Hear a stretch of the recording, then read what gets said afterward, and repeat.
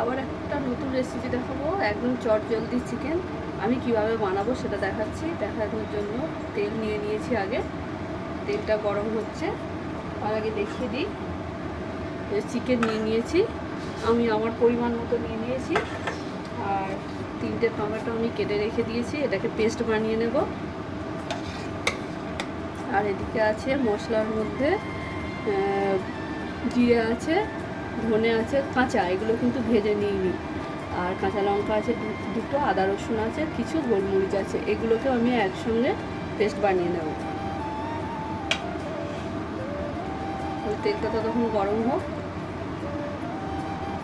তেল দেখো খুব গরম হয়ে গিয়েছে, ধোঁয়া উঠছে। আমি এর মধ্যে দিয়ে দেবো পেঁয়াজ।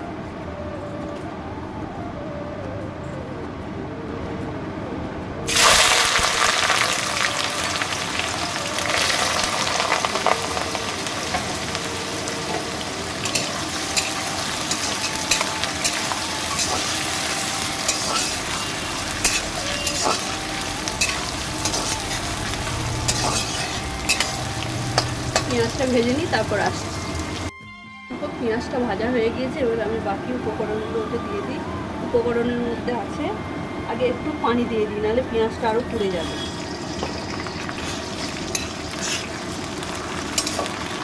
এবারে ধনে জিরে কাঁচা লঙ্কা গোলমরিচ ছিল, ওইগুলো আমি আদা রসুন পেস্ট বানিয়ে নিয়েছি, একবারে মশলার মধ্যে পেঁয়াজের মধ্যে দিয়ে দিলাম।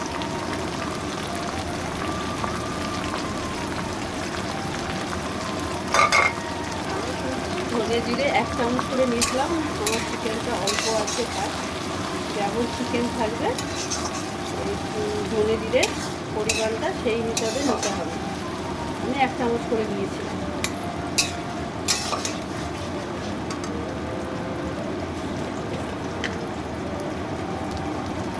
এর মধ্যে নুন দিয়ে দিলাম,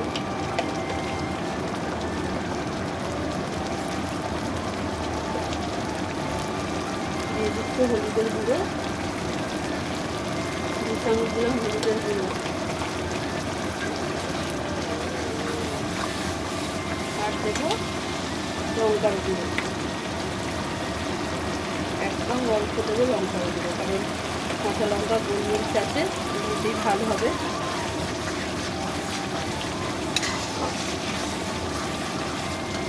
এরপর 3টে টমেটো যে কেটে রেখে দিয়েছিলাম তার 3 দিকটা এর মধ্যে ঢেলে দিলাম।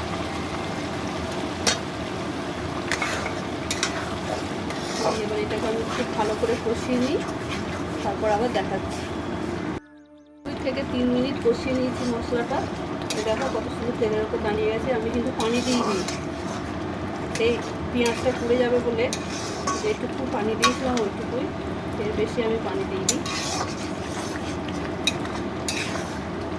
তেলের ওপরে দাঁড়িয়ে গেছে, আমি এবার চিকেনটার মধ্যে দিয়ে দিই একে একে।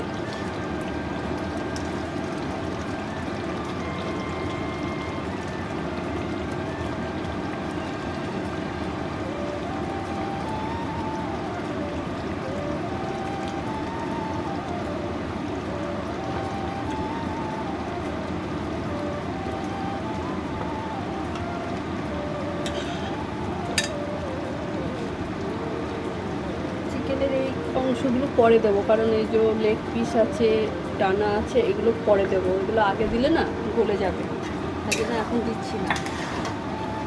এইগুলো কষিয়ে দিই, তারপরে ওটা দেবো। দেখো 2 মিনিট আমি কষিয়ে নিয়েছি, আমি পানি দিয়ে দিই। এটা কিন্তু অনবরত নেড়ে যেতে হবে, তা না হলে কড়াতে লেগে যাবে। আর বাকি চিকেনটা রেখে দিয়েছিলাম, এর মধ্যে দিয়ে দিই।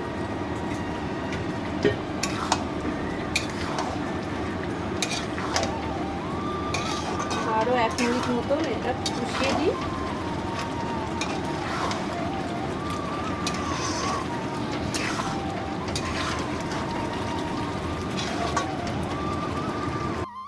দেখো বাকি চিকেনগুলো দিয়ে আমি কষিয়ে নিয়েছি 1 মিনিট। এবার অনেকটাই তেলের ওপর দাঁড়িয়েছে, কিন্তু আমি পানি দেবো না, এটাকে এবার সিমে বসিয়ে আমি রান্না করব। একদম সিমে করে দিলাম, দিয়ে একটা ঢাকা দিয়ে দিই। পরে আবার দেখাচ্ছি। দেখায় 5 থেকে 7 মিনিট আমি সিমে বসিয়ে রেখে দিয়েছি।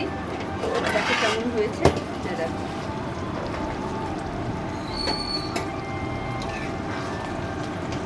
আমি কিন্তু পানি দিইনি, একটু কিন্তু পানি দিইনি। সেই এর থেকে যা সিমে বসিয়ে রেখে চিকেনটা সেদ্ধ হয়ে গিয়েছে। এবার আমি রান্নাটা এখানে শেষ করব। আজকে যদি রেসিপি আমার ভালো লাগে, পুরনো বন্ধুদের তো অনেক ভালোবাসা, আর নতুন বন্ধুদের বলছি যদি আমার রেসিপি ভালো লাগে তাহলে লাইক, শেয়ার এবং সাবস্ক্রাইব করে বেল বাটনটা প্রেস করে আমার সাথে থাকবে, যাতে নতুন ভিডিও তোমরা পাও। তার জন্য বেল বাটনটা প্রেস করো। আর আজকে আমি এখানে আমার রেসিপি শেষ করলাম, চটজলদি চিকেন।